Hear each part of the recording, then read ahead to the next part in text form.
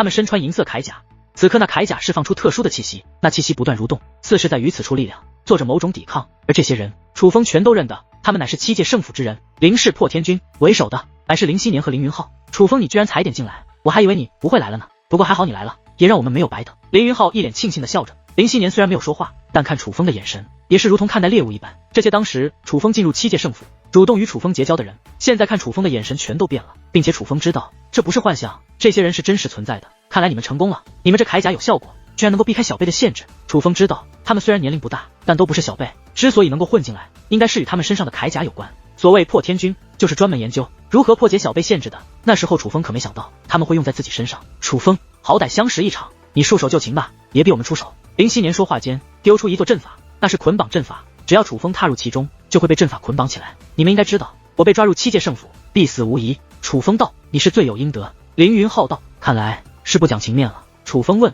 其实楚风是在给他们最后的机会。林希年就算是仙龙神袍，可却也不是楚风对手。情面？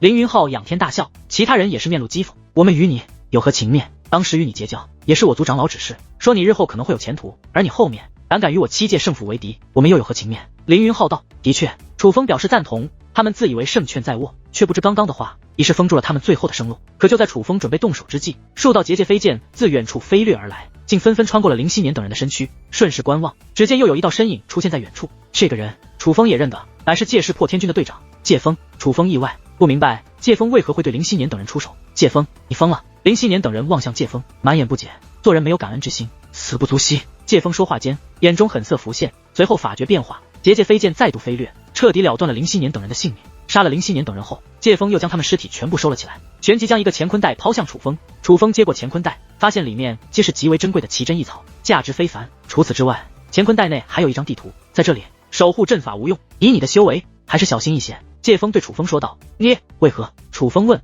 霜雪大人，你可还记得？界风问。霜雪，当然。楚风当然记得，当时楚风寻生命水晶，前往了一处七界圣府掌控的神迹传承的，在那里结识了林氏儿等人，之后更是在神迹传承的得到了那把强大的修罗剑，而霜雪和霜雨便是七界圣府镇守于那里的强者。霜雪大人和念青大人已经知道，就是界染青大人的孩子了，只是念青大人因为一些原因没办法出来见你。霜雪大人原本也一直在寻找你，后面得知你参加入府试炼，所以便让我接触你，引你去七星重力塔。界风说道。楚风此时才反应过来，界风表面刁难楚风，实际上却是让楚风去七星重力塔获得守护阵法。现在回想起来，界风虽然表面刁难，但实际上的确没有做出对楚风不利之事。原来错怪你了，都怪念的太逼真。楚风说道。楚风，莫说我们父母，就连我们也曾受过界染青大人恩惠，所以不用言谢，这都是应该做的。界风的这番话让楚风意识到，不仅界风受过自己母亲恩惠，林希年等人应该也受过，不然界风之前不会说那句话。楚风，9天之巅结束之后，你去乾坤袋内所标注的地方，霜雪大人在那里等着你，接下来他会保护你。界风所说自然是乾坤袋内的地图，我现在惹的麻烦不是霜雪前辈能帮忙的了，而且我也不需要保护，我可不想躲起来。楚风说道。你去不去，霜雪大人都会在那里等你。界风说道。你们知道我母亲在何处吗？楚风问。相比于这些，他更在乎自己母亲，我们都不知道。界风说道。明白，想来也是，自己母亲的事情那般机密，他们怎会知晓？你告诉霜雪前辈，别等我，我可以保护好自己，你们无需出手护我，保护好自己即可。话到此处，楚风举起手中乾坤袋，另外，谢了。话罢，楚风便御空而起，向世界深处航去，正式开始这场考核。而界风则是站在原地，看着快速消失的楚风，目露复杂之色。只是凭借楚风离开的速度，他意识到楚风的战力很强，无需他出手，林希年等人也要死。想到这里，他自嘲的笑了。想来也是，七界圣府内，楚风都能全身而退，林希年这些人怎么可能抓得住楚风？界染青大人，你若知道你儿子如此优秀，也一定会很骄傲吧？界风叹道。通过考核者将会进入一方世界，这方世界便是9天之巅。而这次考核睡难的确也有点难，但并没有达到特别恐怖的地步。武者修为达到1品半神，结界之术达到白龙神袍，再具有一定悟性和天赋，便都可以通过此次考核。所以9天之巅聚集着不少人，虽然人数众多，但他们之中可没有一个是平庸之辈，要么是各方大势力的优秀天才，要么是一方世界的最强天才，而他们的天赋、修为、实力也都配得上是天才之名。可人比人的死，或比或的扔，哪怕这些在一方世界无人可敌，甚至浩瀚修武界也有些名声的人，在凌霄、秦玄、仙海少羽等人的面前，也只能成为陪衬。可在这9天之巅，引人瞩目的可不仅仅是仙海少羽等早就名扬浩瀚修武界的天才们，比如那5个皇府姓氏的家伙，他们5个是所有考核之人中最先踏入9天之巅的，并且经后来者说，他们的考核记录甚至比仙海少羽还要快。可之前并没有人听说过这5个人，大家都想知道他们是真材实料还是有所缘由。同时，来自神体天河的王强以及九魂天河的仙喵喵也同样让人好奇，尤其是仙喵喵，对于他更多的其实是质疑。在这些天才眼中，九魂天河和祖武天河一个货色、鸟不拉屎的地方，那种地方能被称为天才之人，可能都不如他们眼中的平庸之辈，甚至不如他们的仆人，就别说和他们这些各方世界、各方势力的顶尖天才比了。所以他们很多人都已经做好了踩着仙喵喵上位的打算，只等着仙喵喵出现，就会有很多人去挑战仙喵喵。可是这9天之巅，除了公共活动区域外，很多地方他们是去不了的，包括各自居住的领域，除非受邀请，所以也都无法踏入。因此，人们至今为止都没有见过仙喵喵。九魂天河的仙喵喵，你要还是个修武者，还有一点血性，你就滚出来，我倒是想要看看你有没有无需考核便进入9天之巅的资格。忽然，一道女子的怒吼响彻，引起众人注意，顺声观望，只见广场中心一名身材火辣的女子站在那里，是苍穹仙宗的秦光薇。传闻她是一个暴脾气，今日一见还真是如此啊。但是这样当众挑衅，会不会惹来麻烦呢？怕什么？九魂天河那种鸟不拉屎的地方，估计连半神境都没有人能踏入，估计武尊境的后辈都没几个。而我听我跟秦光薇已是踏入3品半神，九魂天河的仙喵喵怎么可能会是他的对手？仙喵喵，秦光薇自然不惧，我指的是9天之巅的人。不管怎么说，仙喵喵都是被9天之巅邀请来的，会不会不允许秦光薇这样挑衅？你说的倒是一个问题，不过答案不是马上揭晓了吗？咱们看着便是。也对，围观的人越来越多，而他们也都想要看一看秦光薇此举会不会引来麻烦。于是所有人都盯着同一方向，这座广场乃是所有人住所出入时的必经之地，广场四周大部分都是居住区，而从这座广场向居住区望去，乃是蒙蒙白雾，白雾加持强大结界，界灵师也看不穿。可偏偏有几个方向能够看到散发红光的字体，那字体如牌匾一般，明明在远处，可隔着白雾，他们也能清晰可见。而那名字分别是秦玄、风铃、仙海鱼儿、王强、界天以及仙喵喵，都是被邀请而来的人，这是属于特邀人员的牌面，所以大家都知道仙喵喵居住的方位。灭了，很快人们变得兴奋起来，仙喵喵的名字熄灭了，这很可能说明仙喵喵已离开居住之所，仙喵喵可能出来了。果然，没过多久，迷雾之中一道身影走了出来，只是看到此人，无论男女，皆是眼前一亮。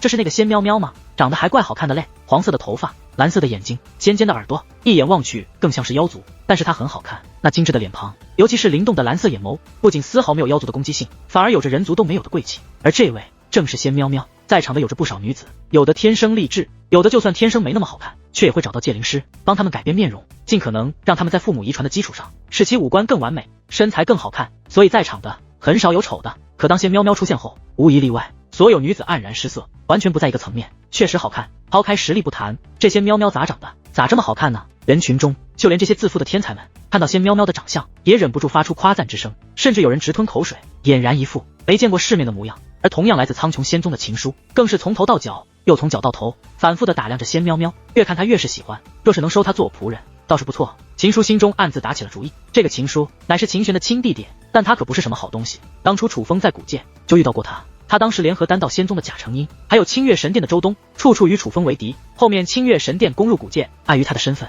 倒是放他安然离开。回去之后，秦书也是发愤图强，如今比之当初已有增进，踏入9天之巅的考核，更是混了个排名第10的成绩。但此人秉性极差，秦光薇公然挑衅仙喵喵，就是他蛊惑的。是你叫我吗？仙喵喵出来后，将目光投向秦光薇，他面带笑意，不仅甜美，更是乖巧，就像是一个和善的邻家小妹，一副很好欺负的模样。你就是九魂天河的仙喵喵，你有什么本事能够被9天之巅邀请？秦光薇问道。你是质疑我？仙喵喵问。可不仅是我质疑你，你问问在场的，哪个不质疑你？你九魂天河那种地方，连我们苍穹天河随便一个下界都比不上。你秦光薇正在出言嘲讽，可忽然话说不出来了。这座广场很大，而在广场的一个角落有着一座比斗台，那比斗台很特殊，是专门用来切磋用的。眼下仙喵喵已是站在了那比斗台之上。上来，仙喵喵对秦光薇道。秦光薇短暂愣神之后，却忽然笑了，他的笑声异常恐怖，面容也变得狰狞，尤其那个眼神，他看着仙喵喵的眼神，就像是想杀死仙喵喵一般。诸位，你们听到了，这是他要挑战我的，可不是我秦光薇欺负他。此话说完，秦光薇身形一纵，直接落到了台上。可他刚刚落下，那比斗台便剧烈一颤，汹涌的威压更是充斥整座比斗台。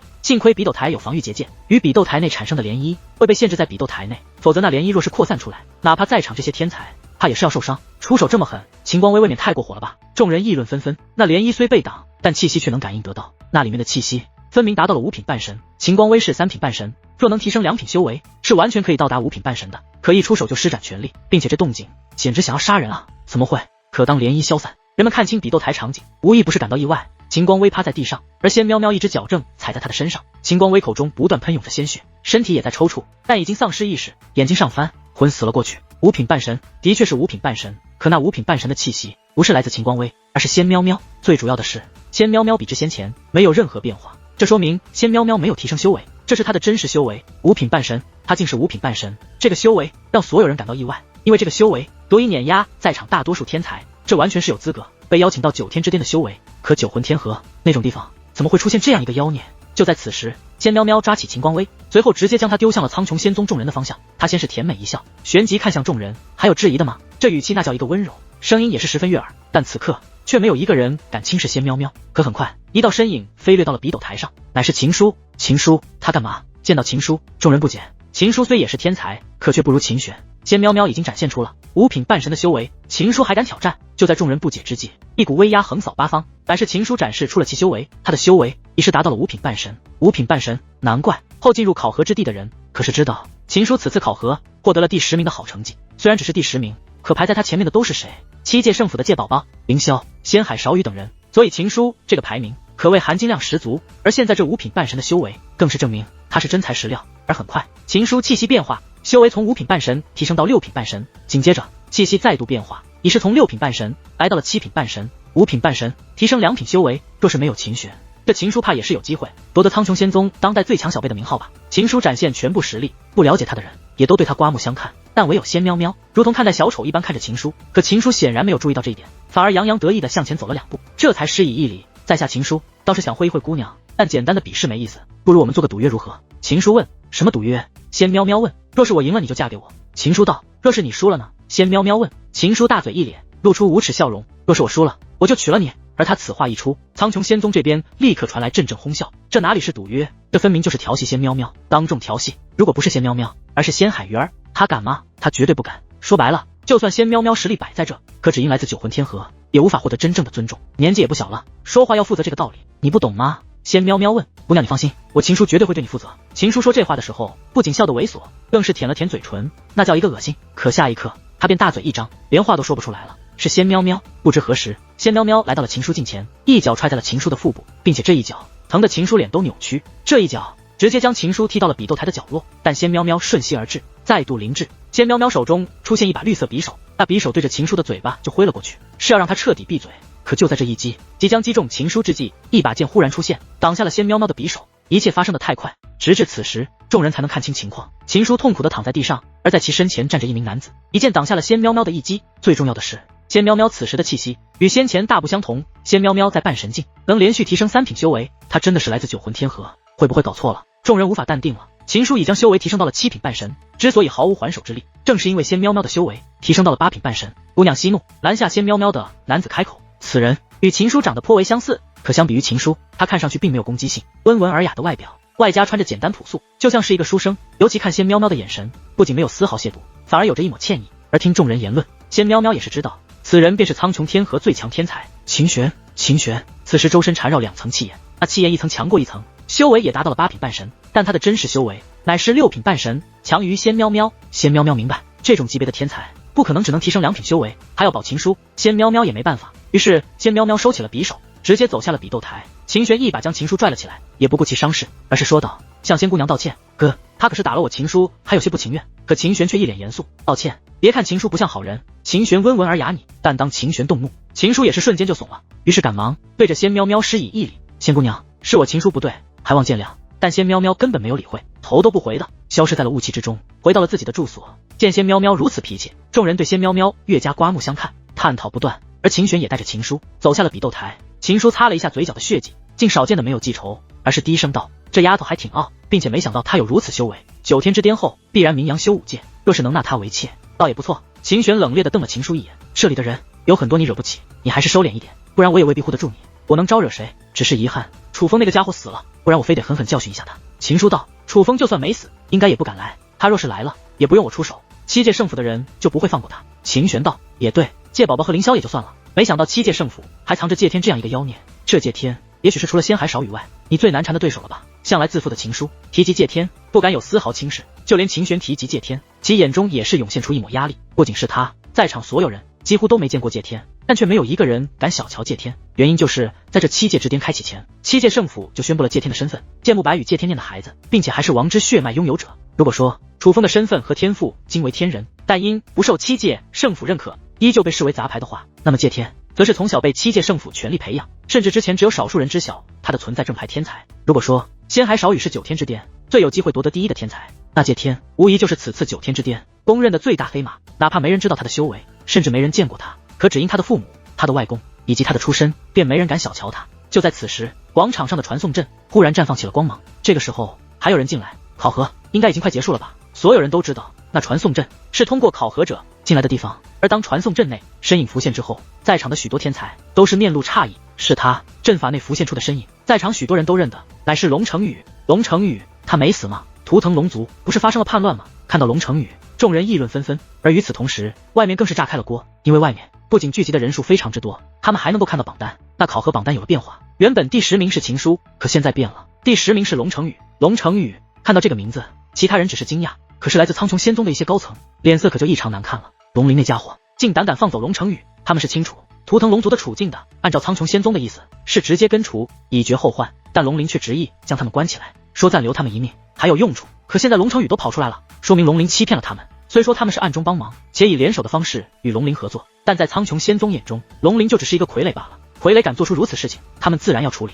而与此同时，9天之巅上面那些天才竟出奇的没有一个人去与龙成宇打招呼，这主要有2个原因。第一，本来龙成宇就不喜欢结交朋友，在场的几乎没有一个是他的朋友，可按照龙成宇的身份和名气，换作以往会有很多人与他们主动结交才对，但此刻没有，为何？这就要提到第2点，身份的变化。图腾龙族发生叛乱，如今龙成宇就算还活着，可他已失势乃是事实。最重要的是楚风，龙成宇和楚风关系很好，这已是整个浩瀚修武界都知晓的事情。而楚风得罪了谁？7界圣府。别说现在的龙成宇，就算之前的图腾龙族也不敢得罪7界圣府啊。在场的有一个算一个，没有人愿意与7界圣府为敌，所以只因他与对楚风朋友的关系，便让人们不敢与他有任何亲近。说白了是害怕7界圣府。不过很快2道身影出现，快步的走向龙成宇，那是2个小和尚，他们是9天之巅的人。恭喜龙施主登上9天之巅，我们特意为你准备了休息之地，请随我们来。2个小和尚恭敬的说道。等一下，我等2个人。龙成宇道。好。2个小和尚微微点头，便退到了一旁。等2个人，图腾龙族还有其他小辈也来了，众人纷纷猜测着。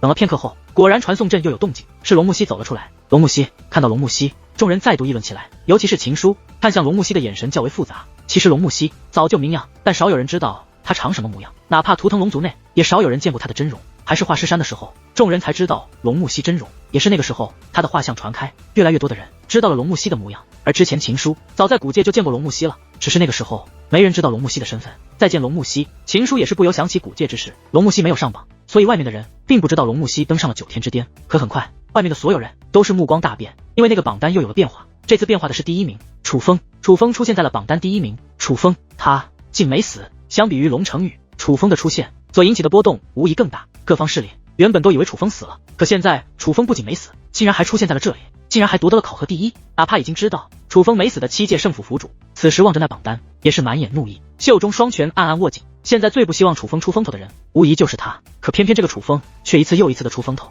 甚至在他的眼皮底下登上了9天之巅，这让他十分恼怒。与此同时，9天之巅之上同样炸开了锅，因为楚风已经从传送阵内走出，站在广场之上，大家也都在惊叹楚风竟然没死。但相比于其他人单纯的惊叹，秦书的表情则是较为复杂，他眼中满是怒火，脸上露出狰狞，可偏偏嘴角浮现出一抹冷笑。古界的仇他一直记得，本以为没有报仇的机会了，不曾想楚风竟又给了他这个机会。哥，秦书看向秦玄，现在动手恐怕不是时候。秦玄低声道，难道你还怕那龙成宇吗？秦书道，倒不是怕，总之先看看，毕竟7界圣府来了不少人，咱们不能抢他们的风头。秦玄暗中说道，也对，先不说凌霄和界宝宝，那个界天可是7界府主的正牌外孙，他能容忍楚风吗？这楚风注定是有来无回。想到这里，秦书眼中怒火减少，反而很是期待。别看现在龙成宇和龙木西都在与楚风满面笑容的寒暄，可秦书却一点都不慌。在他看来，楚风得罪了7界圣府的人，就注定要死。先不说7界圣府来了界天、凌霄、界宝宝这3位顶尖天才，各方势力与7界圣府的关系都是不错，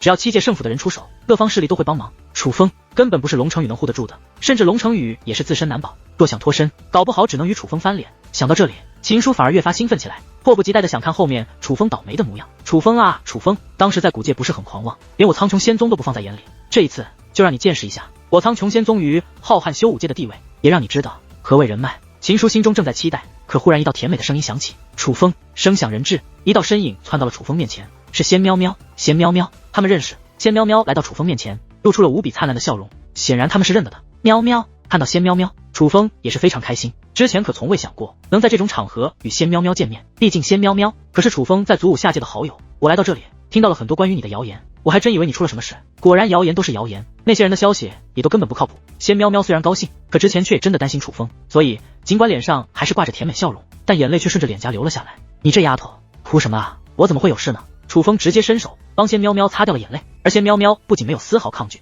反而小脸一歪，笑得更甜了。我这是高兴的，我擦，那么好看的脸蛋，他说摸就摸啊。仙喵喵怎么也不反抗，他们这什么关系啊？见到二人这样亲密的举动，众人神色更加复杂，而秦叔也没有了先前的兴奋。显然楚风与仙喵喵不是简单的认识，他们的关系是非同一般啊！大家快看，仙海鱼儿要出来了！可下一刻，伴随一声惊呼，所有人的目光便都从楚风与仙喵喵的身上转移到了仙海鱼儿所居住的方向。是仙海鱼儿的名字熄灭，这很可能代表仙海鱼儿离开居住之所出来了。仙海鱼儿早就名扬浩瀚修武界，不仅有着绝世小美女的称号，更是传闻其天赋还在其哥哥之上。但是因为种种原因，少有人见过仙海鱼儿真容，因此对于仙海鱼儿，众人皆是无比期待，都想看看这个传闻中的存在是否如传闻一般。果然很快，一道倩影自白雾之中浮现，映入众人视线之中，正是小鱼儿。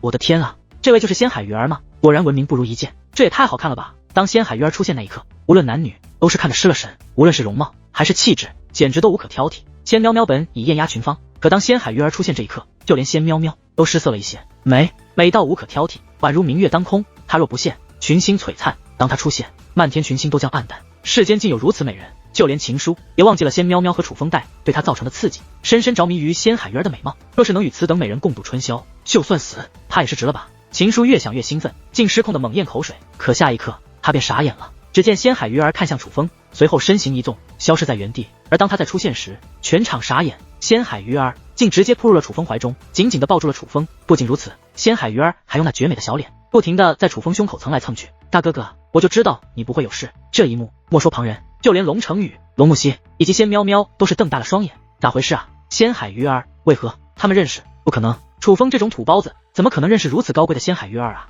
众人十分不解，这件事对他们造成了极大的刺激与伤害。如果说仙喵喵与楚风相识，他们还勉强能接受的话，仙海鱼儿他们无论如何也接受不了。那可是整个浩瀚修武界最圣洁的存在，是这些天才的梦中女神，她怎么能与楚风如此亲密？楚风。而就在此时，又有一道声音自不远处响起。顺声观望，原本喧闹的广场竟立刻安静下来，不因别的，只因此人身份太过利奥德，因为此人便是许多人眼中当今浩瀚修武界最强天才的仙海少羽楚风。看来不用七界圣府动手，你现在就要死了。见到仙海少羽，秦叔总算松了一口气，他觉得楚风要大难临头了。仙海少羽怎会容许自己的妹妹被对楚风这样的货色玷污？事实上，不只是秦叔这样想，在场的许多人都这样想，尤其是龙成宇，看到仙海少羽那一刻，他更是立刻警戒起来，生怕仙海少羽对楚风不利。可下一刻，所有人目瞪口呆，简直不敢相信眼前所见。只见仙海少羽消失在原地，再次出现时已是楚风身前，他一把将仙海鱼儿从楚风怀里拽出来，然后他钻入了楚风怀里，紧紧地抱住了楚风。楚风兄弟，我想死你了！广场内外鸦雀无声，一时间竟只能听到仙海少羽在楚风怀里摩擦的声音，所有人都呆住了，无论男女。如果说仙海鱼儿是在场无数男子的梦中女神，那么仙海少羽无疑就是无数女子的梦中男神。怎么这两位都钻入了楚风怀中？他配吗？这是假的吧？直到一道声音响起，才让众人惊醒。这不是假的，这是真实发生的。哥，你有毛病吧？小鱼儿抓住仙海少羽的耳朵，狠狠地将他从楚风怀中扯了出来。妹子，你听我解释，我和楚风不是你想象的那种关系。仙海少羽道。嘿，你离我大哥哥远点，你再敢这样，我就把你喜欢看不良读物的事情告诉所有人。仙海鱼儿一只手拧着自己哥哥的耳朵，一只手掐着小蛮腰，嘟着小嘴，那模样是真的生气了，不是吃醋了，连自己哥哥的醋都吃。而仙海少羽则是赶忙捂住仙海鱼儿的嘴，别乱说啊，我的妹子，什么不良读物，我怎么听不懂？他这不解释倒好，一解释反倒是让人好奇了。不良读物是哪种？仙海少羽竟还有这种癖好？不对，重点不是这个，而是楚风。仙海少羽和仙海鱼儿与楚风真的如此要好？很快，人们反应过来，再度看向楚风等人，因为小鱼儿已是甩开仙海少羽，再度来到楚风面前，分别看向龙木兮和仙喵喵。大哥哥，这两位姐姐都是你朋友啊？小鱼儿乖巧懂事，很有礼貌。小鱼儿，给你介绍一下，这位是图腾龙族的龙木兮，而这位是龙木兮的弟弟龙成宇。至于这位，乃是仙喵喵，和我一样都是来自东域，我们俩可是相识多年的好朋友了。楚风不仅为小鱼儿介绍了仙喵喵和龙木兮，也介绍了龙成宇，毕竟都是朋友。嘿嘿，鱼儿姑娘，早就听闻美若天仙，今日一见，感觉传闻都有些保守了，你简直太美了。龙成宇挠着脑袋，憨憨地笑着。这个大大咧咧的家伙看到小鱼儿竟然有些羞涩起来。对于龙成宇，小鱼儿只是礼貌性的回以一笑，旋即便看向龙木西和仙喵喵，两位姐姐，既然是大哥哥的朋友，那也就是我的朋友，跟我一起去我那边玩吧。仙海鱼儿道。好啊。仙喵喵甜美一笑，龙木西没有说话，但也是微微点头。大哥哥也一起。虽然嘴上是邀请仙喵喵和龙木西，可是小鱼儿说话间却一把抓住楚风的胳膊，拉着楚风就往自己居住的地方去。我说妹子，怎么和我抢人呢？我和楚风兄弟这么久没见，我们也要聊一聊啊。仙海少羽赶忙挥手，少废话，想聊就一起来呗，难道你还要聊见不得人的东西吗？小鱼儿瞥了仙海少羽一眼，仙海少羽一脸无奈，于是看向龙成宇，走吧，一起。龙成宇其实是有些怕仙海少羽的，毕竟二人之间有些矛盾，但见仙海少羽如此态度，龙成宇也是立刻应道好。随后楚风一行人就在众人那难以置信的目光下，一同前往了小鱼儿居住之所。他妈的，这楚风走了什么狗屎运？他怎么会认识仙海少羽和仙海鱼儿？而且他刚刚叫仙海鱼儿什么？小鱼儿，这么亲昵的称呼。还有小鱼儿他为什么要拉楚风的胳膊？不怕脏了自己的手吗？秦书气的咬牙切齿，拉胳膊算什么？刚才都钻楚风怀里了，你没看见吗？秦玄道，我看见了，我当然看见了，可是我不理解，我无法理解。秦书气的双眼通红，满是血丝，看来他们的关系还真不简单。秦玄说道，他之所以这样说，是因为如今楚风与七界圣府的关系人尽皆知，龙成宇也就罢了，仙海少羽和仙海鱼儿还敢如此公然的与楚风摆明关系，这分明就是要保楚风的节奏。当然现在还无法确定，还要等七界圣府的天才做出反应之后，才能彻底清楚仙海少羽和仙海鱼儿兄妹俩的态度。难道我们就放任楚风不管？都来到了9天之巅了，我还要继续看他耀武扬威吗？秦书看向秦玄，他已经迫不及待的想要收拾楚风了，尤其看到仙海鱼儿和楚风如此亲昵之后，他忍不下去了。9天之巅明明是他展现自己的舞台，怎么又变成楚风全场瞩目了？他无法接受，楚风自然不能放过，但你先别轻举妄动。秦玄此话说完便转身离开了，但秦书没有走，而是狠狠地盯着仙海鱼儿的住所。此时楚风等人已是来到了小鱼儿住所的庭院内，小鱼儿还乖巧地拿出了茶壶，亲自为楚风等人泡茶。泡好之后，小鱼儿第一杯端给了楚风，大哥哥快尝尝我泡的茶，味道一绝。说话间，小鱼儿还吹了吹，这才递给楚风，那叫一个贤惠。这一幕看得龙成宇眼睛发直，羡慕不已，味道真不错。楚风竖起了大拇指，嘻，那是自然。被楚风夸赞，小鱼儿笑得那叫一个美。随后又分别端起茶杯，喵喵姐姐请饮茶，木西姐姐请饮茶。在仙喵喵和龙木西都接过茶杯后，龙成宇的坐姿相比平时腰板都挺得更直了，他已经想好了接过茶杯后感谢小鱼儿的话。可谁成想，小鱼儿一屁股坐在了楚风旁边，然后对仙海少羽和龙成宇道，你们两个自便。龙成宇一阵无言，这不是差别对待吗？但仙海少羽倒是习惯了一般，自己将茶杯端了起来，不过饮用前却是看向了楚风。楚风兄弟，我这是沾你的光了，长这么大我还没喝过我这妹子泡的茶呢，就你废话多。小鱼儿此时正端着茶壶为楚风添茶，但却对仙海少羽翻了个白眼。好看的人怎么样都好看，哪怕小鱼儿翻个白眼，那都是可爱的不行。看得出来你们兄妹俩关系真是不错呢。仙喵喵甜甜的笑道，谁跟他关系不错？我和大哥哥才是真的好，嘻嘻。小鱼儿转过小脸对着楚风露出灿烂的笑道，行了行了，别大哥哥的了，装什么装，你干脆叫相公算了。仙海少羽说道。他此话一出，仙喵喵、龙木西、龙成宇都愣住了。仙海少羽说的也太直白了吧，这种玩笑是能乱开的吗？可谁曾想仙海鱼儿小脸竟变得通红，红得跟熟透了的红苹果一样，最主要的是他竟紧张的说不出话来了。这个表情看得龙成宇眼珠子都快掉出来了，心想我擦，仙海鱼儿不会真的喜欢楚风吧？倒是楚风为了缓解尴尬，赶忙说道，你们兄妹先别贫了，问你们个正事。什么正事？仙海少羽和小鱼儿同时问道。你们来得早，可见过神体天河的王强？楚风问。楚风想确定这个王强是不是自己认识的那个王强。那个王强他来得很早，我来的时候他已经来了，但没有见到过他，不过知道一些关于他的消息。他还挺神秘的，是神体天府新出现的一个天才，但不是神体天府培养的，而是新收入麾下的。仙海少羽说道。可知他长什么模样？楚风问。他越发觉得这个王强可能就是自己认识的那个，这个资料没有收集到，不过无碍，他既然都来了，迟早会见到的。仙海少羽道。相比这王强，我倒是更好奇宇文炎日。龙成宇道。宇文炎日怎么了？楚风问。这个宇文炎日也很神秘，宇文炎日其爷爷乃当今神体天府府主，而其父亲乃是2000年多前浩瀚修武界最强的天才，是镇压其他势力所有天才的那种存在，只不过风光没有多久，便因为病重在府内休养，这一休养就1000多年，直到前些年忽然传出消息病死了，这也算是天妒英才了。毕竟他当年不仅是公认的神体天府府主的继承者，也是被誉为能将神体天府推向新高度的存在，谁曾想就这样死了呢？而传闻宇文炎日的天赋比他父亲还要强，但至今为止从没有人见过宇文炎日，神体天府都没几个人见过他，简直比我姐姐还神秘。龙成宇道。听闻此话，龙木西瞥了自己弟弟一眼，他应该不如王强吧？不然同是神体天府的人，为何9天之巅邀请的是王强，而不是宇文炎日呢？小鱼儿道。这个便不得而知了，但是说起来，那几个姓黄府的什么情况？考核成绩竟然还在少羽兄之上？龙成宇忽然问道。听闻此话，小鱼儿也是有些意外，谁的成绩在我哥之上？他是直接受邀进来的，没有参加考核。所以也不知道考核成绩。见状，龙成宇便说出了那个排行榜的情况。可是听闻此话，小鱼儿却是放声大笑，调皮的指着仙海少宇：“哥，你也太丢人了吧！一个两个也就算了，怎么5个人比你成绩好啊？”仙海少宇没有回答，龙成宇便说道：“少宇兄的实力乃是公认的强，他一定是没有认真对待考核吧？”龙成宇道：“可谁成想，仙海少宇却摇了摇头，我并没有放水。”他此话一出，莫说龙成宇，就连先前还嘲笑仙海少宇的小鱼儿也是小脸一僵。嘲笑是嘲笑，他可不怀疑自己哥哥的实力。少宇兄，别开玩笑了，你若认真，怎么可能有人超得过你？除非是楚风，否则我不相信有人能在你之上。龙成宇笑着说道，他根本不相信仙海少宇的话，坚定地认为他在开玩笑。仙海少宇也只是笑了笑，没有多说，但小鱼儿却是憋着小嘴，美眸微微转动，若有所思起来。相比于其他人，他自然是最了解自己哥哥的。他知道他哥哥没有说谎，可他哥哥没有放水的话，却只能排到第6。那个几个皇府的神秘家伙似乎不简单。楚风等人难得相见，有着聊不完的话题。转眼间天都黑了，他们也没准备散场，约定好今日谁都不修炼，就畅聊一夜，直到天亮。夜深之时，广场上的人几乎也都不见了，因为9天之巅为所有人准备了修炼之地，就在他们各自居住的地方。到了夜晚就会运转，尽管都是天才，可那修炼之地效果不错，大家也都回去修炼了。唯有一个人没有离开，秦叔一直就在这里，他太生气了，气得根本没有心情修炼。忽然，秦叔眼前一亮，他发现风铃的居住之所熄灭了，说明风铃可能是出来了。果然，很快一道倩影从白雾之中走出。他走出来之后，先是伸了个懒腰，姿势慵懒又可爱。这位正是风铃。风铃姑娘。见到风铃，秦叔赶忙走上前去。你是？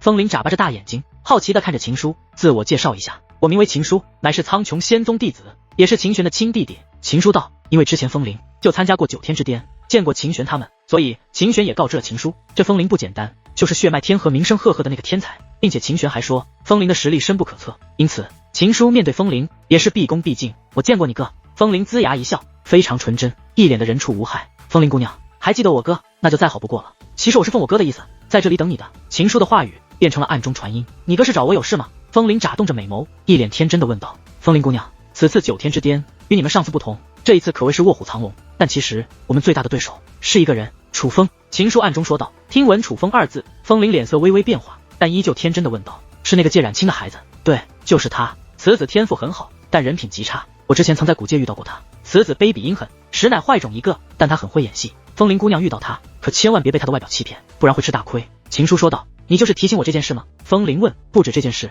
此次9天之巅，那5个皇府姓氏的来路不明，但考核成绩能在仙海少宇之上，多少是有些实力。而7届圣府更是来了3位天才，凌霄界宝宝不用多提，早就名扬浩瀚修武界。关于那个借天的事，想必风铃姑娘也听说了。这位更是利奥的仙海鱼族，同样有仙海少宇和仙海鱼儿2位天才。我哥想与风铃姑娘联手，这样一来也能相互帮扶。秦叔说道。所以楚风真的来了？风铃问。对，他已经来了，他和龙成宇一起来的，而且他好像和仙海少宇也认识。风铃姑娘，正所谓人以群分，他们能与楚风走到一起，就已经证明他们的人品也不咋样，所以我们必须联手。秦叔说道。行，我知道了。风铃微微一笑，旋即便转身回去了。见风铃如此单纯的模样，秦叔不由露出了坏笑。实力强，但太天真，果然好忽悠。可他不知道的是，风铃踏入白雾之后，便嘟囔了一句，本来想透个气，结果遇到这么个臭虫，真是晦气。但很快他又美眸望天，目露期待。楚风还是来了吗？那这次9天之巅总算好玩一点了。我去，这么安静呢？忽然一道声音引起了秦叔的注意，他之前毫无察觉，可顺声观望，一道身影出现在了不远处。高手，这是他的第一反应。只是看清这个身影，秦叔却愣住了，因为这位的打扮着实让他大跌眼镜。那位上身啥都没穿，光着膀子，但却骨瘦如柴，一点肌肉都没有，就跟多少天没吃饭，快饿死了一样。这样的身材简直没有秀的理由。而他下身倒是穿了，不过穿了一条大裤衩子，那绿色的裤衩子上面绣满了艳丽的花，土得简直掉渣。这样的打扮深深地刺激着秦叔的审美。反应过来的秦叔便想破口大骂，因为他感觉他的眼睛脏了。可下一刻他神经一紧，他发现王强住所的牌子熄灭了，再联想起这位就在眼前，而他竟根本捕捉不到对方的气息。秦叔猛然间想到了一个可能，虽然很是吃惊，可他还是走上前去，客气的施以一礼。这位兄台可是来自神体天河的王强？你是谁啊？王强问。你是王强吗？秦叔再度问道。是我。咋地了？王强问。王强兄在下名为秦叔，乃苍穹仙宗弟子，秦玄乃是我哥。秦哥。秦叔赶忙介绍道。秦玄我听过。你有事？王强问。王强兄，是这样的，你既赴约来到9天之巅，必然是想名声大噪。可如今秦叔不仅又上前几步，更是将先前与风铃所说的话又与王强说了一遍。楚风来了。王强欣喜若狂。对，他已经来了。秦叔点头。不对，你刚刚说啥？你说要与我联手对付楚风？王强问。是。那楚风阴险狡诈，卑鄙无耻，乃是一个坏种，我之前在古界就曾与他有过接触，被他利用陷害，险些命丧他手。但此人不待秦书将话说完，王强一把搂住了秦书。别说了，来，你过来。旋即，王强便拉着秦书向自己的住所行去。见王强态度如此热情，秦书内心异常欢喜。显然相比于风铃，这王强对于合作更感兴趣。这不，都邀请他进自己的居住之所做客了。虽说王强造型确实怪异，但秦书猜测王强应该是有本事的，并且他猜测王强应该不是很聪明，因为聪明人不会这么穿衣服，所以不仅能联手，王强应该很容易被他摆布，那可就不仅仅是对付楚风了。能得如此悍将，对于他此次9天之巅之行帮助可是极大。在秦书脑补未来前程之际，王强已将秦书拉到了自己居住的地方。这里有结界，只要他催动，外面的人什么都听不到。来，你给我站好。王强指着秦书道：王强兄，是想确认我合作的诚意吗？放心，我的诚意绝对够。秦书说话间便摸向了乾坤袋，是想给看着穷酸的王强一些好处。我去你娘的！然而王强抬腿一脚，直接将秦书踹飞出去。若不是结界拦着，这一脚怕是能直接将他踹出9天之巅。这一脚无疑将秦书踹懵了。他到我在结界角落，一时间还没缓过神，王强已是来到近前，对着躺在结界角落的秦书就是一顿鞋底子。别看他穿的草鞋，但质量极好，何止是脸，踹的秦书浑身都是鞋底印子。你敢打我？秦书反应过来后，抬头看向王强，那眼神愤怒、震惊、错愕，但更多的却是委屈。你敢学我？王强拽起秦书的头发，对着他的脸又是一顿大嘴巴子，一边扇还一边说：让你学我。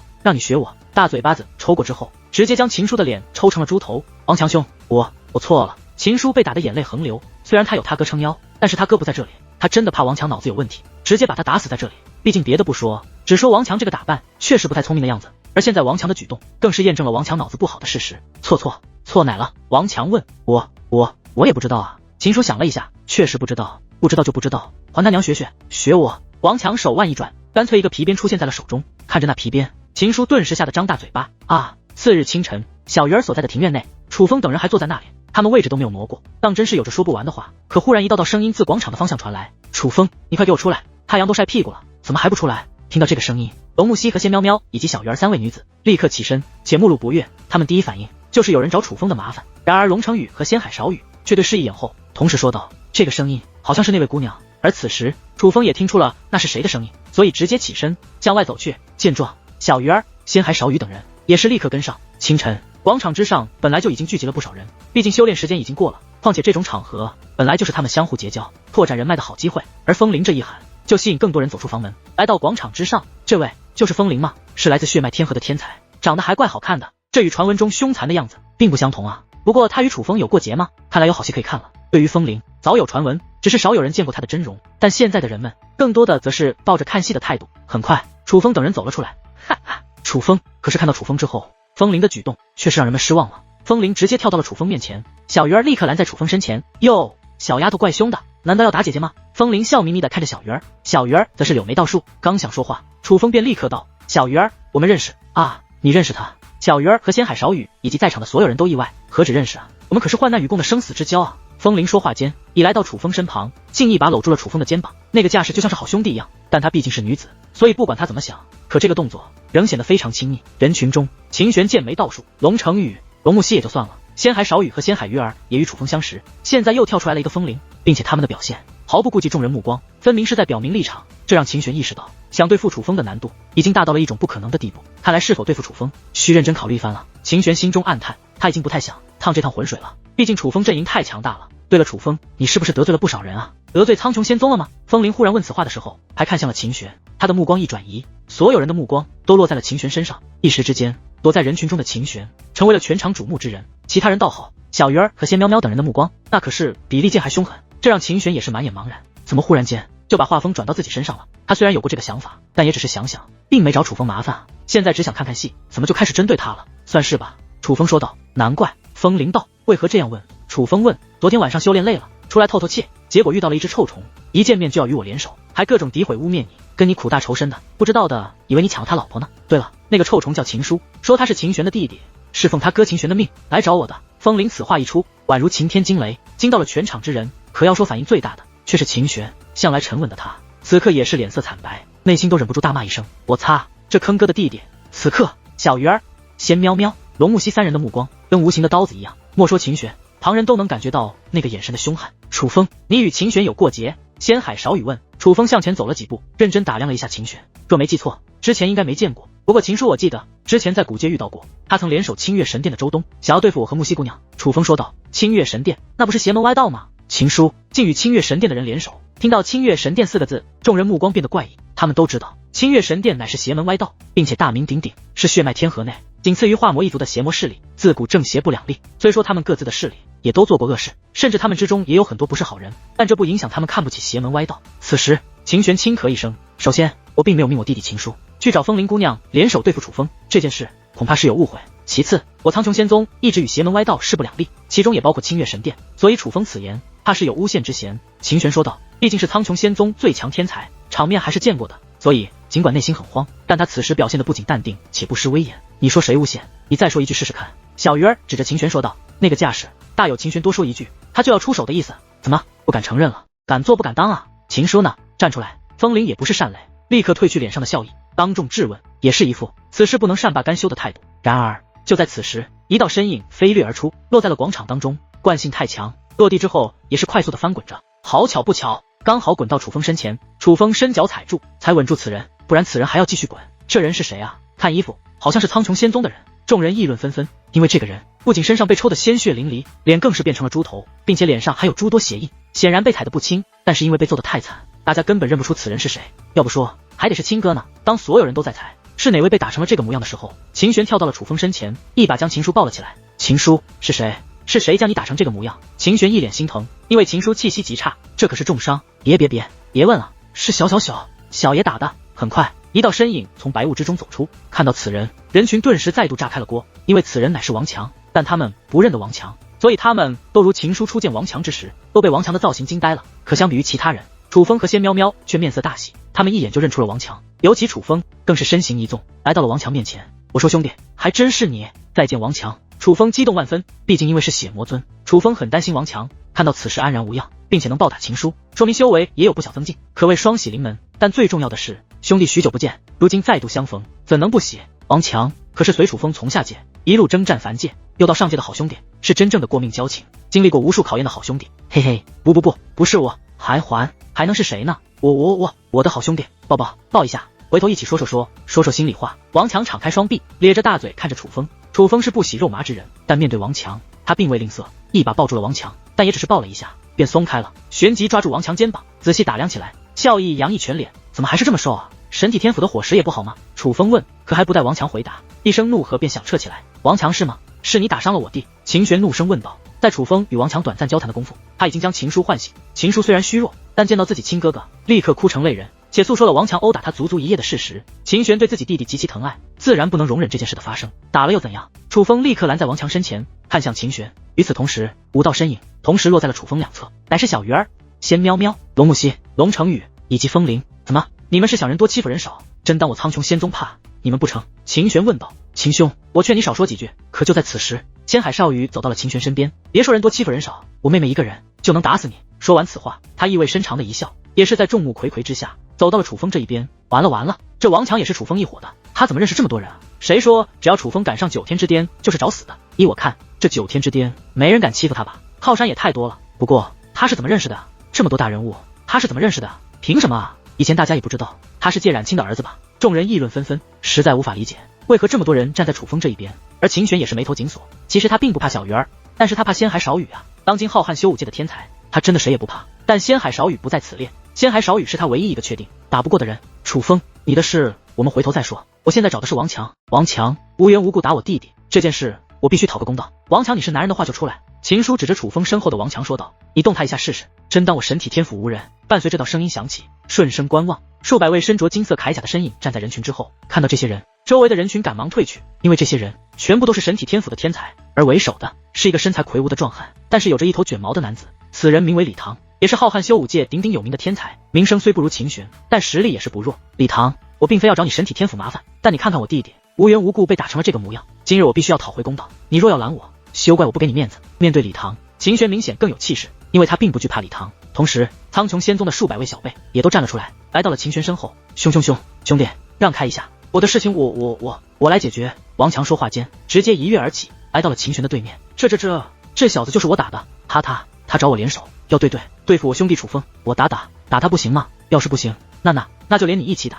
你教不好你弟弟，也也是该打。王强扬着脑袋看着秦玄，那个眼神完全没将秦玄放在眼里。狂妄的东西，今日不给你一些教训，我就不叫秦玄。面对如此挑衅，秦玄也终于忍不下去，抬手一掌直奔王强胸口。六品半神，这是秦玄当下修为，而王强握手成拳，对着秦玄拍来的手掌就是一拳，拳掌相撞，秦玄倒退数步。这一刻，所有人都是大惊失色。他们这种修为，只要愿意，意念间便可毁灭一方山脉、江河、湖泊。倒退数步根本不算什么，可重要的就是王强竟寸步未移，并且王强展示的修为也是六品半神。这样的交手下，显然王强的实力更胜一筹。一击之后，秦玄不服，于是再度出手，但是奈何根本无法胜过王强。这王强这么强。此时众人议论纷纷，六品半神作为小辈，那是非常了得的，是真正的屈指可数。最关键的是，同为六品半神，王强竟能压制秦玄。秦玄被压制了，打不过这王强，难怪神体天河被邀请的是这个王强，而不是那个传闻中的宇文炎日。这王强虽然穿着怪异，但却也是真的猛啊！众人的议论之音响彻不断，再加上自己的确被王强压制，这让秦玄十分恼火。他好歹是名扬已久的天才，是苍穹仙宗的招牌，若是今日败在王强手里，那恐怕就要名声扫地，再也抬不起头来了。想到这里，他意念转动，顿时磅礴气焰自其体内升腾而起，修为提升一品，七品半神。很快，气焰变化，修为再升一品，八品半神。可就在此时，一股威压从天而降，王强和秦玄皆是动弹不得，那是针对他们二人的威压。若要打斗，就上比斗台，私下打斗是不将我九天之巅放在眼里吗？伴随这道声音响起，也有蜀道身影走了出来。见到这伙人，众位天才也是赶忙闪到两侧，为他们让路。那是一群和尚，后面的是一群小和尚，之前就是他们为众位天才安排处所。而为首的和尚并非小孩子，那是一个身材高大且魁梧，脸上有着些许胡须，虽是青年模样，但却很是成熟的和尚。他手中握着一串佛珠，佛珠每个都不简单，每个佛珠上面都对应着一座大阵。眼下此人左手捏动法诀，右手捏住一颗佛珠，那颗佛珠的光芒璀璨，且气息与笼罩秦玄与王强的威压一模一样，很显然是他催动阵法的力量。但关键是此人楚风认得，刘阔。当日图腾龙族举办的最强试炼，龙小小获得武尊初期最强，楚风获得武尊后期最强，龙木西获得半神初期最强，而半神后期最强的名号正是这个刘阔所得。此人虽是和尚，但说话大大咧咧，十分有趣，尽管实力高强，但却一点架子没有，反而与寻常和尚全然不同，是不拘小节那种。楚风当时还觉得此人不错，但可完全没有想到刘阔还有如此身份，竟然掌控着九天之巅，莫非他是九颠大师的弟子？很快楚风想到了这种可能，正所谓名师出高徒，以刘阔的本领，他的师尊自然也很厉害，而看他现在的身份，多半他就是九颠大师的弟子。不过现在的场合特别，楚风为了避嫌，也没有开口相认。至于刘阔，已是穿过人群，来到了广场当中，成为了全场最瞩目的存在。刘阔收起法诀，手中佛珠光芒褪去，那压制秦玄与王强的威压也是立刻消散。但是无论是秦玄还是王强，也都没有再出手的打算，毕竟这里是九天之巅，而这位又掌握着如此阵法，他们也都不敢大意。自我介绍一下，小僧刘阔，乃是九颠大师的弟子，我师尊最近闭关，不方便露面，九天之巅诸多事宜将由小僧主持。此话说完，刘阔便看向躺在地上的秦书。秦书，你因一己私欲，公然勾结他人，对付其他参加比试之人，扰乱我九天之巅秩序，此等行为，挨揍也是活该。他此话一出，几乎坐实了秦书勾结他人的事情，证明风铃所说属实。但秦玄却不愿承认此事，而是问道：你怎知道他们所说属实？难道你看到了不成？秦施主，这里是九天之巅，有什么事情是小僧不知道的？公共场合，你们的一举一动、一言一行，我都知道得清清楚楚，哪怕暗中传音，我也能够听到。刘阔此话说完，秦玄说不出话了。九天之巅的阵法本就举世闻名，刘阔所言倒是可信。可原本一脸正经的刘阔，此话说完，却立刻扫向众人。不过诸位施主放心，我们的监听只限公共场合，你们的居住之所都是安全且私密的。话到此处，还特意看向小鱼儿、仙喵喵、龙木西、风铃等美人，所以女施主还是可以照常洗澡，不用担心小僧看到。另外，小僧可是正人君子，就算能看也不会看的，关键是我也看不到。刘阔虽是好心提醒，可这话说出来，众人还是感觉哪里不对。这和尚怎么好像不太正经？倒是楚风看向了龙木西，龙木西也是摇了摇头，嘴角少见的挂着淡淡笑意。他们早就认识刘阔，相比于其他人，他们是清楚这刘阔本来就是个不正经的和尚。而很快，刘阔又看向秦玄，秦施主，你弟弟坏事做尽，你做哥哥的教育不当，乃是家事，我不追究。但你仗着本领高强，竟不问事情缘由，就替自己弟弟出头，在公共场合就直接对人出手，此事必须追究。秦玄，秦书，居住之所关闭3日，任何人不得收留。话罢，他捏动佛珠，随后秦玄与秦书的居住之所都封闭了起来，而刘阔则是转身准备走向楚风。等一下，可秦玄立刻开口：秦玄施主还有事？刘阔问：我是动手了，我认罚，但他也动手了，为何不罚他？秦玄指着王强问道：秦玄施主，你主动打别人，还不许别人还手，王强施主的行为叫做自卫，是合情合理的。刘阔说道：大师公公，公允。王强咧着大嘴，对着刘阔竖起了大拇指。王强施主莫谢，小僧天生正直，乃是公平公正而已。刘阔回道：那他打我弟弟呢？秦玄又问：“你弟弟扰乱秩序，王强施主打他也算自卫？”刘阔道：“这也算自卫。”你秦玄不服，可刘阔却说道：“秦玄施主，9天之巅有9天之巅的规矩，而小僧做事向来公平公正，还请你能遵守我9天之巅的规矩。若是不能，随时可以退出。”而秦玄很是无语，对方竟拿这个压他，那他只能认栽。可是很快，刘阔便走到了楚风身前。本来人们觉得刘阔是要询问楚风什么，毕竟此事因楚风而起。可很快，刘阔大袖一挥，狠狠地拍了楚风肩膀一下，旋即大嘴一咧，露出一排大白牙，笑容无比灿烂。你小子隐藏够深的，原来你是谢冉清前辈的儿子啊！见此一幕，除了龙木溪以外的所有人，包括仙海少羽和王强等人，都是嘴巴张大，尤其是秦玄，那脸色更是变得异常难看。很显然，这刘阔也认识楚风啊，公平公正，本来人们是信的，但现在来看，好像不对吧？你们认识？秦玄问。对，老相识。刘阔毫不避讳。难怪你如此不公，原来是你们认识，这就是你说的公平公正吗？依我看你是不公不正。九颠大师呢？九颠大师现在何处？我非要讨个公道不可。秦玄四下观望，大声质问，他感觉自己被愚弄了，被戏耍了。可身为苍穹仙宗最强天才，什么时候吃过这种亏，受过这种待遇？别喊了，喊什么？耳朵背还是记忆差？我刚刚不是说我师尊闭关了吗？我师尊不在，我说的算。若是不服，直接离开。那便请。刘阔也是干脆不装了，一脸的不耐烦。且说话间指向远处一条小路，那里便是离开的路。你如此偏袒，就不怕被世人耻笑？秦玄问。秦书勾结清月神殿，都不怕被人耻笑，我有何可怕？刘阔问。你少胡说八道！秦玄怒问。你们自己清楚。刘阔一脸不屑。秦玄咬牙切齿，可却又感觉无可奈何。9天之巅本就是浩瀚修武界特殊存在，他搬出苍穹仙宗，还真下不住9天之巅。而刚刚大呼小叫，也是想要引起舆论来对抗这种不公。可众人只是交头接耳，议论纷纷，却没有一个站出来帮自己说话。这让他意识到，人在屋檐下不得不低头。这些各方势力的天才，身在9天之巅，也都不敢得罪这刘阔。恐怕除了7届圣府，没人会站在他这一边了。而就在此时，刘阔再度开口，这一次他看向众人：诸位，我刘阔做事可有不公？你们评评理。若是有人觉得我不公，可以直接说出来。他此话一出，原本喧闹的人群竟立刻变得安静了下来，众人连讨论都不敢讨论了，生怕被刘阔误会。见状，刘阔满意的点了点头，旋即看向秦玄：你看到了，只有你觉得不公，那就不是我的问题，而是你的问题。秦玄此时真是哑巴吃黄连，有苦说不出。他啥时候受过这种气？楚风兄弟，来，我带你去看看9天之巅为你准备的住处。刘阔转身拉住楚风，态度满面笑意，这种态度转变分明就是摊牌了。且刘阔说话间还看向小鱼儿等人，妹妹们也一起来啊！不对，是女施主。嘿，小鱼儿眉头微微皱起，但却并未说啥，因为她要跟着楚风。兄弟，我有点事，我先回去，晚点再去找你。王强对楚风说道。兄弟，你有事先去忙。楚风道。好嘞。随后王强便回到了自己的住所，而楚风等人也是跟着刘阔走向了白雾。刘阔等人走后，人群彻底炸开了锅。完了，这下真的完了，居然连9天之巅都是楚风的靠山，难怪楚风敢来9天之巅。我似乎悟了，原来这里根本没有人能奈何得了他。可这楚风凭什么啊？难道他父亲不是废物，而是真的神通广大？不然他凭什么结识这么多大人物？此刻楚风等人已是跟随刘阔穿过白雾，来到了楚风的住所。第一观感，大到远处高山瀑布，近处茫茫草原，且眼前所见竟非此地全貌。正常来说，能来到9天之巅的人，谁的居住之地不是大到宛如一方世界？其实这里的景象不算啥，可偏偏一切就靠对比。要知道，这里是9天之巅，不是各位天才的家族领地，哪怕小鱼儿的住所也只是一个带有庭院的房子，但那已是受邀之人的特殊待遇。其他人的住所连庭院都没有，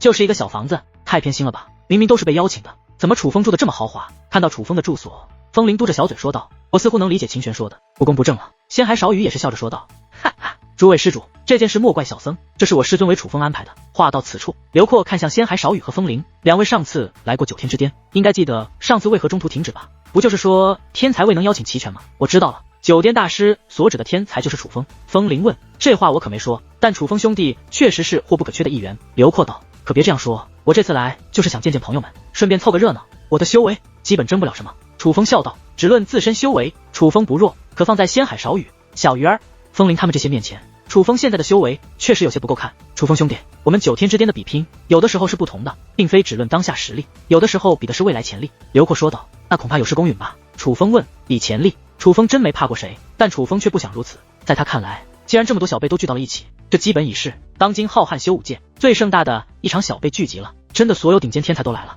这种场合比潜力高低反而没意思，真刀真枪的比一比，分个高低才有趣。这还真不是不公，每一次9天之巅如何比试，都是9天之巅说的算。刘阔解释道。刘阔引路下，他们来到了一处空中殿宇，这里便是楚风的居住之所。宫殿不仅宏伟，且下方无云，向下观望，大地美景进入眼帘。同样是人，差距怎么这么大？我不想回去了，我能不走？住这吗？风铃看向刘阔，刘阔没有回答，而而是捏动佛珠，随后对着楚风一指，一道流光进入楚风身体，那是对阵法的掌控。有了这阵法，楚风能感应到居住之所外面的情况，若有人来拜访，他会察觉到。做完这些，刘阔才看向风铃，风铃施主，这个楚风兄弟说的算。另外，小僧住处其实也有空闲，嘿嘿，不用麻烦你了，大叔。风铃道，其实小僧年纪不大。刘阔解释，可风铃却不再理他，而是看向楚风。楚风，我在你这住可以不？你愿意的话，当然可以。楚风道，那我也要在这住。仙喵喵立刻道，喵喵姐姐，你真的要在这住吗？小鱼儿问。对啊。仙喵喵点头，好呀，那我陪姐姐，我也来这住。小鱼儿道，大可不必吧，妹妹，你和人家喵喵姑娘和你没那么熟，人家不需要你陪，你别拿人家喵喵姑娘当借口，你也别装矜持，直接说想陪楚风得了。仙海少羽说道，你管呢？小鱼儿白了仙海少羽一眼，哼，女人。仙海少羽轻蔑一笑，满脸傲气，旋即看向楚风，楚风兄弟，你明白我意思吧？可以，大家想来都可以。楚风说道。听闻此话，龙成宇顿时双眼放光，既然这样，那我不许，男的不许。小鱼儿立刻道。龙成宇尬在原地，先前的兴奋顿时荡然无存。